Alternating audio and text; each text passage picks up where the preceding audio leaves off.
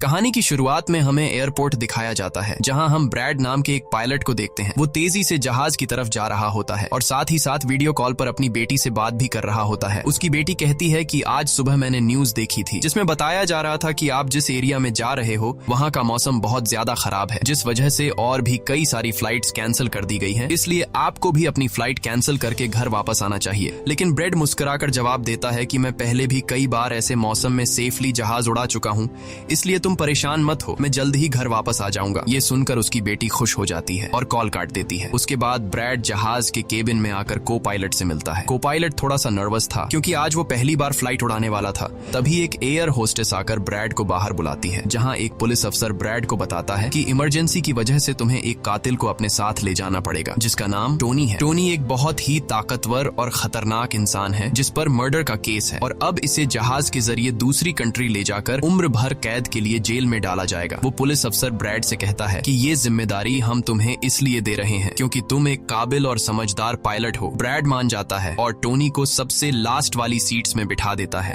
ताकि बाकी पैसेंजर्स को कोई परेशानी न हो। उसके बाद सभी पैसेंजर्स अपने सीट्स पर बैठ जाते हैं और ब्रैड जहाज के स्टाफ के पास आकर कंफर्म कर लेता है कि सभी पैसेंजर्स आ गए हैं, जिसके बाद जहाज टेक ऑफ कर लेती है। ऊंचाई पर पहुंचने के बाद ब्रैड जहाज को ऑटो पायलट पर लगाकर को पायलट के साथ अपनी फैमिली के बारे में बातें करने लगता है।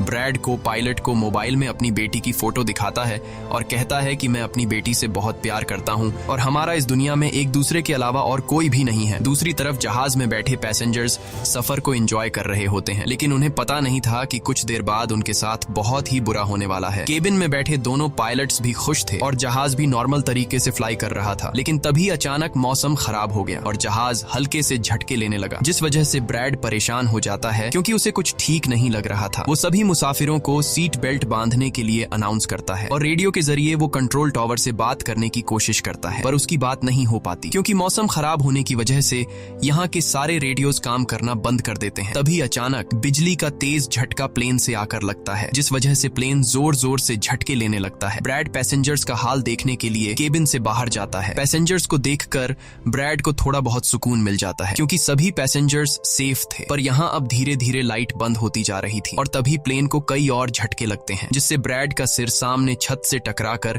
नीचे गिर जाता है और उसके माथे पर चोट लग जाती है। इस सूरत हाल को देखते हुए सभी पैसेंजर्स की हालत खराब होने लगी थी। ब्रैड जल्दी से वापस केबिन में आकर अपने साथी के साथ मिलकर प्लेन को संभालने में लग जाता है। ये उनके लिए काफी मुश्किल टाइम था। मौसम खराब होने की वजह से उन्हें आगे कुछ भी नहीं दिखाई दे रहा था। ब्रैड कहता है कि हमें प्लेन को नीचे लाना होगा क्योंकि अगर प्लेन को एक और झटका लगा तो प्लेन तबाह हो सकता है। ये लोग फौरन जहाज का अल्टीट्यूड कम करने लगते हैं और जहाज तेजी से नीचे की तरफ जाने लगता है। जहाज के अंदर मौजूद पैसेंजर्स काफी ज्यादा डरे हुए थे। तभी क्रिमिनल टोनी के साथ जो पुलिस अफसर आया होता है उसके हाथ से मोबाइल छूट जाता है। वो अपने मोबाइल फोन को उठाने के लिए अपना सीट बेल्ट खोल लेता है, जिसकी मदद करने के लिए एक एयर होस्टेस भी अपना सीट बेल्ट खोलकर आगे आती है। अब क्योंकि प्लेन तेजी से नीचे की तरफ जा रहा था, जिस वजह से उनका सीट बेल्ट खुलते ही ये दोनों तेजी से ऊपर छत से टकरा जाते हैं। ये दोनों इतनी तेजी से छत से टकराते हैं कि उनकी तुरंत मौत हो जाती है। इतने में जहाज काफी कम अल्टीट्यूड पर आ जाता है और किसी तरह करके ये दोनों पायलट जहाज को कंट्रोल कर लेते हैं। लेकिन अब जहाज में ज्यादा पावर नहीं बची होती, इसलिए ब्रैड जहाज को एयरपोर्ट तक नहीं पहुंचा सकता था, जिस वजह से ब्रैड जहाज को नीचे लाकर समंदर में क्रैश लैंड करने का सोचता है। लेकिन तभी ये दोनों कुछ दूर एक आइलैंड देख लेते हैं, जिसके बाद ब्रैड जहाज की डायरेक्शन आइलैंड की तरफ कर लेता है और आइलैंड पर लैंड करने का फैसला करता है। कई मुश्किलों के बाद ब्रैड इस आइलैंड पर मौजूद एक रोड पर फाइनली इमरजेंसी लैंड कर लेता है। लकीली इस इमरजेंसी लैंडिंग में सभी पैसेंजर्स सही सलामत होते हैं और किसी को भी चोट नहीं आती। तभी जहाज में पीछे शॉर्ट सर्किट होता है, जिससे देखकर ब्रैड खुश हो जाता है क्योंकि जहाज में अभी भी थोड़ी बहुत बिजली बची हुई थी। सभी पैसेंजर्स के जहाज से उतरने के बाद एक एयर होस्टेस कैप्टन ब्रैड को बताती है कि क्रिमिनल टोनी को ले जाने वाला पुलिस अफसर मारा गया है और एक एयर होस्टेस भी मारी गई है। ये सुनकर ब्रैड बहुत ज्यादा मायूस हो जाता है। दूसरी तरफ एयरलाइन कंपनी का मालिक देखता है कि उसका एक जहाज अचानक गायब हो गया है क्योंकि उसने प्लेन को लैंड होते हुए नहीं देखा था और काफी देर से रेडियो खराब होने की वजह से उसका पायलट से कांटेक्ट भी नहीं हो पा रहा था। इसीलिए वो एयरलाइन कंपनी का मालिक स्कार्सडेल नाम के एक रेस्क्यू एक्सपर्ट को बुलाता है, जो ऐसे लोगों को ढूंढने का काम करता है जो मुश्किल में कहीं फंसे हुए होते हैं। एयरलाइन कंपनी का मालिक उसे कहता है कि मुझे मेरे प्लेन्स की सारी डिटेल्स चाहिए, जैसे वो कहाँ गया, उसके वर्कर्स और सभी पैसेंजर्स कहाँ हैं। जिसके बाद रेस्क्यू एक्सपर्ट अपने काम पर लग जाता है। दूसरी तरफ सारे पैसेंजर्स इस सोच में थे कि हम यहाँ क्यों उतरे हैं। ब्रैड सभी पैसेंजर्स को इकट्ठा करके समझाता है कि इमरजेंसी की वजह से हमें यहाँ उतरना पड़ा। प्लेन में अभी भी थोड़ी बहुत बिजली मौजूद है जिसे हम बाकी चीजों को ठीक कर लेंगे। तब तक आप लोग यहाँ आराम से रहें और आप लोग घबराइएगा नहीं, बहुत जल्द हम यहाँ से निकल जाएंगे। जिसके बाद ब्रैड प्लेन के पास आकर उसे ठीक करने में लग जाता है, पर वो देखता है कि जहाज में पावर काफी कम है, इसलिए उन्हें मदद का इंतजार करना होगा। ये लोग मैप निकालकर खुद ही अपनी लोकेशन देखने लगते हैं ताकि उन्हें पता चल सके कि आखिर ये लोग किस जगह पर हैं। ब्रैड का साथी को पायलट नक्शा देखकर बताता है कि हम एक प्राइवेट आइलैंड पर फंसे हुए हैं। ये जगह बहुत ही खतरनाक है। यहाँ पर ऐसे लोग हैं जो किसी सरकार या गवर्नमेंट की बात नहीं मानते। अगर इन लोगों ने हमें पकड़ लिया तो हमारी जान खतरे में पड़ सकती है और हमारी गवर्नमेंट भी हमें नहीं बचा पाएगी। ये सुनकर ब्रैड कहता है कि अब कहीं से भी करके हमें अपनी रेस्क्यू टीम को यहाँ पर बुलाना ही होगा ताकि वो आकर हम सबको बचा ले, क्योंकि यही एक रास्ता है यहाँ से निकलने का। जिसके बाद ये दोनों मदद बुलाने के लिए रेडियो ठीक करने लगते हैं, लेकिन आसमानी बिजली के टकराने से रेडियो बिल्कुल खराब हो चुका था। अब ब्रैड सभी पैसेंजर्स के पास आकर उन्हें बताता है कि किसी खराबी की वजह से रेडियो काम नहीं कर रहा, लेकिन आप सब परेशान मत हो। ब्रैड उन्हें तसल्ली देता है कि हम आइलैंड के दूसरी साइड पर जाकर रेडियो को ढूंढेंगे और कंट्रोल टावर को अपनी लोकेशन बताकर रेस्क्यू टीम को यहाँ पर भेजने के लिए कहेंगे, जो आकर आप सब लोगों को बचा लेंगे। और यहाँ ब्रैड एक बहुत बड़ा कदम उठाता है। वो कहता है कि मेरे साथ टोनी जाएगा। ये कहकर वो टोनी की हथकड़ी खोल देता है। यहाँ ब्रैड जहाज के कोपायलट से कहता है कि तुम जहाज की पावर को रिपेयर करने के काम पर लग जाओ। मैं जल्द ही किसी भी कांटेक्ट के जरिए रेस्क्यू टीम को यहाँ तक लाने की कोशिश करूंगा। जिसके बाद टोनी और ब्रैड रेडियो ढूंढने के लिए जंगल की तरफ निकल पड़ते हैं। रास्ते में टोनी ब्रैड को उस पर भरोसा करने के लिए थैंक्स कहता है। अब हम इस आइलैंड पर रहने वाले आतंकवादी ग्रुप को देखते हैं, जिनके पास एक आदमी दौड़ कर आता है और वो आदमी उस ग्रुप के लीडर को बताता है कि यहाँ आइलैंड पर एक प्लेन आकर रुका है इमरजेंसी की वजह से और उसके अंदर बहुत सारे लोग हैं जो अलग अलग कंट्रीज से हैं। ये सुनकर ग्रुप का लीडर उस आदमी को कुछ पैसे देता है और ग्रुप का लीडर अपनी टीम से तैयार होने को कहता है। आइलैंड के जंगल में ब्रैड और टोनी आगे बढ़ रहे होते हैं। टोनी ब्रैड से पूछता है कि तुमने मुझे आजाद क्यों किया और अब मुझे कहाँ लेकर जा रहे हो। तब ब्रैड उसे कहता है क्योंकि मैं तुम्हारी वजह से सबको खतरे में नहीं डाल सकता और यहाँ एक खतरनाक आतंकवादी ग्रुप है जिसका मेरे साथ मिलकर तुम्हें सामना करना है। तब टोनी ब्रैड से कहता है कि मैं एक मिलिट्री बैकग्राउंड से हूँ और मैं यूएस मिलिट्री में कई साल ड्यूटी कर चुका हूँ। कुछ ही देर में पीछे से टोनी की आवाज आनी बंद हो जाती है। जब ब्रैड पीछे मुड़कर देखता है तो टोनी वहाँ नहीं था। वो ब्रैड से अपनी जान छुड़ाकर भाग चुका था और अब ब्रैड अकेले ही जंगल में आगे निकल पड़ता है। जंगल में आगे बढ़ते हुए ब्रैड एक खाली पड़ी फैक्ट्री में जाता है जहाँ वो एक टेलीफोन को ढूंढ लेता है, लेकिन वो पुराने जमाने का टेलीफोन खराब पड़ा हुआ था। जिसके बाद ब्रैड साइड पर लगे उस टेलीफोन के तार जोड़ने लगता है और टेलीफोन काम करने लग जाता है। ब्रैड जल्दी से कंपनी के हेल्पलाइन पर कॉल करता है। ब्रैड हेल्पलाइन को अपनी लोकेशन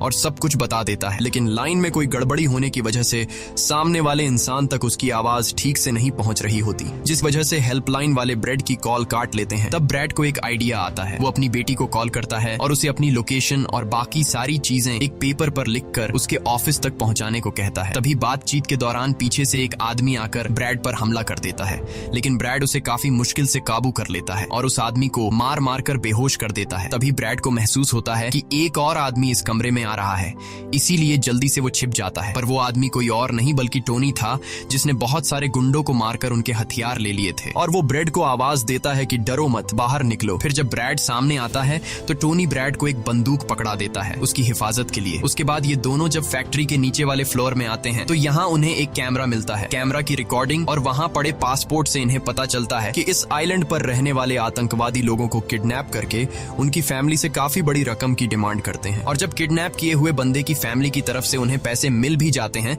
तब भी ये लोग उसे छोड़ने के बजाय मार देते हैं। ये देखकर ब्रैड समझ जाता है कि हमारे पैसेंजर्स भी खतरे में हैं। जिसके बाद ये दोनों बाहर निकलते हैं और सामने उन्हें एक गाड़ी दिखाई देती है। ये गाड़ी उस आतंकवादी की थी जो कुछ देर पहले ब्रैड के हाथों मारा गया। अब ये दोनों बाहर खड़ी गाड़ी में बैठ जाते हैं और अपने पैसेंजर्स की तरफ जाने लगते हैं। उधर सभी पैसेंजर्स ब्रैड के इंतजार में बैठे हुए होते हैं कि ब्रैड जल्द ही उनके लिए मदद लेकर आ जाएगा। तभी उन्हें किसी गाड़ी की आवाज आती है। गाड़ी की आवाज सुनकर ये लोग खुश हो जाते हैं और ये लोग समझते हैं कि ब्रैड उनके लिए रेस्क्यू टीम बुला लिया है। लेकिन ये रेस्क्यू टीम नहीं बल्कि इस आइलैंड पर रहने वाले आतंकवादी थे। वो लोग गोलियां चलाकर सभी पैसेंजर्स को डराने लगते हैं। उन गोलियों की आवाज ब्रैड और टोनी ने भी सुन ली थी। जिसके बाद ये लोग कार की स्पीड बढ़ाकर जल्दी से प्लेन तक पहुंचने की कोशिश करते हैं। आतंकवादी ग्रुप का लीडर एयर होस्टेस से सभी यात्रियों की लिस्ट मांगता है। डर के मारे जल्दी से एयर होस्टेस उसे लिस्ट ला कर दे देती है। फिर गैंग का एक आदमी को पायलट से पूछता है कि तुम्हारा सीनियर पायलट कहाँ पर है, जिस पर को पायलट बताता है कि किसी काम से वो जंगल में गया गया था पर अभी तक वापस नहीं आया। तभी वहाँ पर ब्रैड और टोनी भी पहुंच जाते हैं, लेकिन ये दोनों चुपके से दूर से इन लोगों को देख रहे होते हैं। इसी दौरान एक औरत वहाँ से भागने की कोशिश करती है पर वो लोग गोली चलाकर उसे मार देते हैं। ये देखकर ब्रैड उनकी मदद करने के लिए जाता है पर टोनी उसे रोक लेता है और टोनी कहता है कि तुम शांत रहो, अभी जाना ठीक नहीं। गैंग का लीडर सभी पैसेंजर्स को एक बस में बैठा लेता है और गैंग का लीडर अपने 2 साथियों को वहीं छोड़कर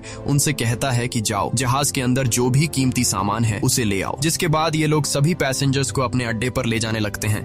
गैंग के जाने के बाद ब्रेड टोनी पर गुस्सा करने लगता है कि वो लोग हमारे पैसेंजर्स को ले गए और तुमने मुझे जाने ही नहीं दिया। जिस पर टोनी उसे समझाता है कि वो लोग काफी ज्यादा थे, अगर तुम चले भी जाते तो इतनी बड़ी आर्मी से अकेले नहीं लड़ पाते। अब ये दोनों प्लेन की तरफ बढ़ने लगते हैं और उन दोनों गुंडों को पकड़ लेते हैं जो प्लेन से कीमती सामान चुरा रहे थे। ब्रेड गन पॉइंट पर उनसे पूछता है कि तुम्हारा लीडर पैसेंजर्स को कहां पर लेकर गया होगा, जिस पर वो बताता है कि यहाँ से कुछ दूर हमारा एक अड्डा है और वो सब वहीं गए होंगे। दूसरी तरफ ब्रेड की बेटी रेस्क्यू एक्सपर्ट के पास ब्रेड का लिखवाया हुआ पेपर दे देती है जिस पर प्लेन का लोकेशन और सारी जानकारी लिखी गई होती है। रेस्क्यू एक्सपर्ट सैटेलाइट की मदद से प्लेन की लोकेशन का पता लगा लेता है। उन्हें पता चल जाता है कि प्लेन एक आइलैंड पर फंसा हुआ है और उन्हें ये भी पता चल जाता है कि इस आइलैंड पर एक खतरनाक आतंकवादी ग्रुप है। इसके बाद वो रेस्क्यू ऑफिसर अपनी एक प्राइवेट आर्मी के कैप्टन को कॉल करता है और उसे ये सारी सिचुएशन समझाकर उस आइलैंड पर जाने को कहता है। प्राइवेट आर्मी का कैप्टन मान जाता है और अपने साथियों के साथ एक पैसों का भरा हुआ बैग और कई सारे वेपन्स के बैग गाड़ी में लोड करके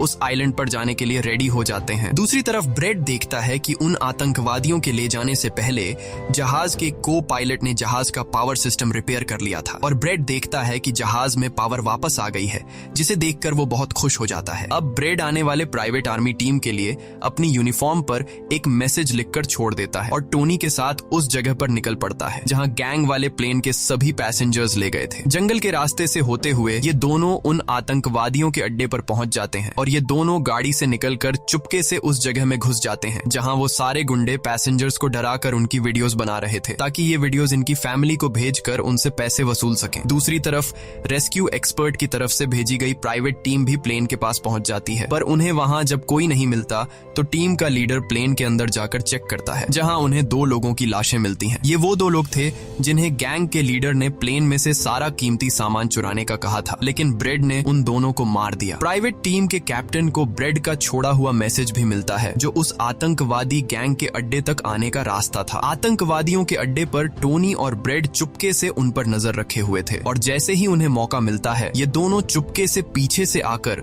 2 आतंकवादियों को मार देते हैं। फिर ये दोनों चुपके से आगे बढ़ते हैं और एक कमरे के बाहर जा पहुंचते हैं। इस कमरे के अंदर सभी पैसेंजर्स को कैद करके रखा गया था। अब ब्रेड इन लोगों को छुड़ाना तो चाहता था पर वहाँ बहुत सारे गार्ड्स पहरा दे रहे थे और ब्रेड के पास दरवाजे का ताला खोलने की चाबी भी नहीं थी। इसके बाद ये दोनों एक एक करके उन गार्ड्स को मार गिराते हैं और टोनी तो हथौड़ा उठाकर कई सारे गार्ड्स को हथौड़े से मार देता है। यहाँ ब्रेड एक गार्ड से चाबी लेकर उन पैसेंजर्स को कमरे से आजाद कर देता है। वो उनसे कहता है कि जल्दी से उसी बस में बैठ जाओ जिसमें तुम सबको आतंकवादियों ने यहाँ लाया था और वो सभी जल्दी से उस बस में जाकर बैठ जाते हैं। तभी टोनी ब्रेड के पास आकर बताता है कि यहाँ से गाड़ी के जरिए बाहर निकलने का सिर्फ एक ही रास्ता है, मगर वहाँ कई सारे गुंडे बंदूक लिए खड़े हैं जो हमें देखते ही हम पर गोलियां बरसाना शुरू कर देंगे। जब ब्रेड पैसेंजर्स की तरफ देखता है तो वो सभी बहुत ज्यादा डरे हुए होते हैं। अब यहाँ ब्रेड अपनी जान को खतरे में डालते हुए एक फैसला करता है और टोनी से कहता है कि मैं वहाँ पर मौजूद सभी आतंकवादियों का ध्यान भटकाऊंगा और तुम मौके का फायदा उठाते हुए सभी पैसेंजर्स को यहाँ से ले जाना। अब पहले तो टोनी ब्रेड को ऐसा करने से मना करता है। वो कहता है कि ऐसा करने से वो लोग तुम्हें मार देंगे, लेकिन ब्रेड कहता है कि इसके अलावा हमारे पास और कोई दूसरा रास्ता नहीं है। ये सुनकर टोनी मान जाता है। ब्रेड वहाँ से निकलकर आतंकवादियों के पास आता है। वहाँ ब्रेड गैंग के लीडर से बात करता है कि मैंने हेल्प के लिए इन्फॉर्म कर दिया है, जल्द ही यहाँ पर रेस्क्यू टीम आ जाएगी, इसलिए सभी पैसेंजर्स को यहाँ से जाने दो। ये सुनकर सभी गैंग वाले ब्रेड पर हंस पड़ते हैं और ब्रेड को पीटने लग जाते हैं। गैंग का हेड कहता है कि ऐसे कैसे छोड़ दूं, पैसों के बिना मैं किसी को नहीं छोड़ता। और अब जैसे ही ये लोग ब्रेड को मारने वाले होते हैं तभी वहाँ पर प्राइवेट रेस्क्यू टीम पहुंचकर आतंकवादियों पर हमला कर देती है और काफी देर तक गोलीबारी करने के बाद गैंग के कई सारे लोगों को मारकर वो ब्रेड को छुड़ा लेते हैं और ब्रेड को बस में उठाकर यहाँ से निकल जाते हैं। यहाँ गैंग का लीडर देखता है कि उसके कई सारे साथियों के साथ उसका छोटा भाई भी मारा गया। ये देखकर वो बहुत ज्यादा गुस्सा हो जाता है और कसम उठाकर कहता है कि वो इन लोगों में से एक को भी नहीं छोड़ेगा और सभी को चुन चुन कर मारेगा। इसके बाद वो अपनी टीम से कहता है कि जल्दी से तैयारी कर लो, हम जल्द ही इन लोगों को मारने के लिए निकलेंगे। बस में प्राइवेट टीम का कैप्टन सभी को बताता है कि हम बस 5 लोगों की छोटी सी एक प्राइवेट टीम है जो बस तुम्हें यहाँ बचाने के मिशन पर आए हैं और हम कोई रेस्क्यू टीम नहीं है। रेस्क्यू टीम को यहाँ आने में कुछ टाइम और लगेगा। ये सुनकर ब्रेड घबरा जाता है और कहता है कि हमारे पास टाइम नहीं है क्योंकि गैंग वाले जल्द ही हमारे पीछे आएंगे और हमें देखते ही मार डालेंगे। पर मेरे पास एक आइडिया है। जहाज के पास पहुंचते ही ब्रेड सभी पैसेंजर्स से कहता है कि जहाज में पावर वापस आ चुकी है, यानी अब जहाज स्टार्ट हो जाएगा और हम लोग फौरन यहाँ से निकल जाएंगे। इसलिए आप सब लोग जल्दी से जहाज में बैठ जाओ क्योंकि हम रेस्क्यू टीम का इंतजार नहीं कर सकते। उन्हें यहाँ आने में वक्त लगेगा और अगर हम यहाँ रुके तो उन आतंकवादियों के हाथों मारे जाएंगे। ये सुनकर सारे लोग प्लेन में बैठ जाते हैं जबकि ब्रेड प्लेन की तमाम चेकिंग करने में लग जाता है और प्राइवेट टीम के लोग पहले से आने वाले खतरे के लिए तैयार बैठ जाते हैं। तभी अचानक वो आतंकवादी ग्रुप आकर उन पर हमला कर देता है, जिन्हें देखकर प्राइवेट टीम उन्हें रोकने में लग जाती है और यहाँ दोनों तरफ से काफी गोलीबारी होती है। पर इस प्राइवेट टीम के पास काफी अच्छी गन्स थी जिस वजह से वो बहुत सारे गुंडों को मार देते हैं। ब्रेड जल्दी से प्राइवेट टीम के लीडर को बताता है कि मैं अगले 5 मिनट बाद जहाज को स्टार्ट करने वाला हूँ और तुम सब भी जल्दी से जहाज में चढ़ जाना। इसके बाद ब्रेड टोनी के पास जाता है और उसका शुक्रिया अदा करता है कि तुमने मेरे इतने मुश्किल वक्त में साथ दिया। ब्रेड खुद को गोलियों से बचाते हुए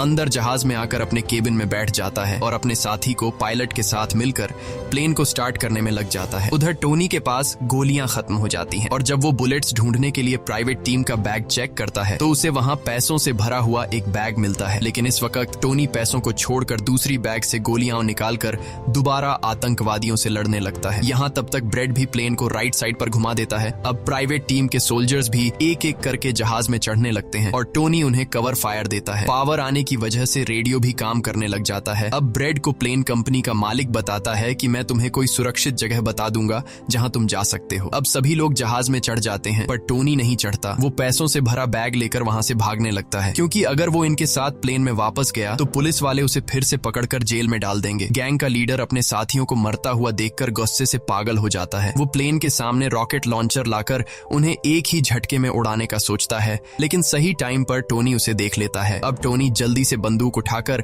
उसे शूट करके मार देता है और सभी लोगों की जान बचा लेता है। ये देखकर ब्रेड टोनी के इस काम से बहुत खुश हो जाता है और ब्रेड अपनी पूरी ताकत लगाकर प्लेन उड़ाने में कामयाब हो ही जाता है। ये देखकर टोनी सभी पैसेंजर्स और ब्रेड के लिए खुश होता है और पैसों का भरा हुआ बैग लेकर जंगल की तरफ भाग जाता है। ब्रेड जहाज को इस आइलैंड से दूर ले जाता है और जहाज का मालिक उसे एक एयरपोर्ट के बारे में बताता है जहां ये लोग जा सकते थे, जो अब इनके काफी करीब था। ब्रेड एयरलाइन कंपनी के मालिक की बताई हुई जगह की तरफ जहाज को ले जाता है, लेकिन तभी एक बार फिर जहाज के इंजन में आग लग जाती है और जहाज तबाह होने लगता है। इसलिए ब्रेड दोबारा से इमरजेंसी वार्निंग ऑन करता है और धीरे धीरे जहाज को नीचे रनवे पर लाने की कोशिश करता है। फाइनली बड़ी मुश्किल के बाद ब्रेड जहाज को रनवे पर उतार देता है और सब लोगों की जान बच जाती है। ब्रेड और उसका साथी को पायलट काफी खुश हो जाते हैं। उधर प्लेन कंपनी का मालिक और उसकी टीम भी बेहद खुश थी। अब ब्रेड पैसेंजर्स का हाल देखने के लिए पीछे जाता है तो वो देखता है कि सभी पैसेंजर्स सेफ हैं और ये देखकर उसके दिल को सुकून मिल जाता है। वहाँ खड़े सभी पैसेंजर्स ब्रेड के लिए तालियां बजाने लगते हैं और ब्रेड का शुक्रिया अदा करते हैं। कुछ ही देर में वहाँ उनके लिए रेस्क्यू टीम भी आ जाती है जिसे देखकर सभी पैसेंजर्स खुश हो जाते हैं। यहाँ ब्रेड सभी पैसेंजर्स को रेस्क्यू टीम के साथ भेज देता है और कैप्टन फाइनली सुकून की सांस लेते हुए